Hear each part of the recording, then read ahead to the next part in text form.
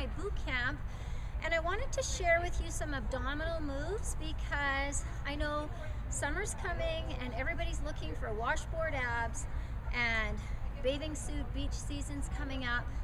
And I want to dispel one myth. You cannot spot reduce.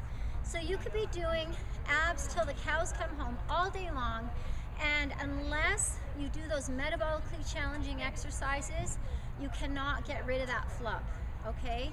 Just by doing abdominal moves. However, you can be strengthening your core, which also protects your back, guards against, back pain, lower back, that sort of thing, but only if you're doing the right, correct kind of abdominal moves.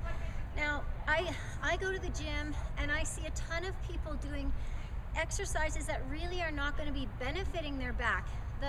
The long-term benefit of core training is to protect the back, but if you're doing things that are grinding that lumbar spine, or like imagine your lumbar spine as two building blocks. So if you're squishing either way, forward, backward, you're going to be putting pressure on the discs and on kind of the edges of those spine. There's really not much rotation with fixed hips when in the lumbar spine. All the rotation comes from the cervical and thoracic area. So you don't want to be grinding or pinching either way on that lumbar spine. So instead of doing like weighted side bends and abdominal moves where the hips are fixed and you're crunching or twisting where you're grinding that spine, or just even plain sit-ups where you're really going to be pinching that anterior portion of the lumbar spine, those are in the long run not going to do your abs any good.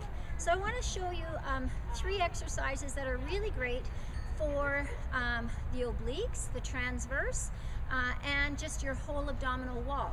So first of all, I'm just going to start with a side plank.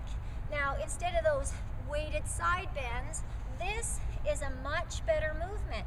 I'm going to be feeling that oblique.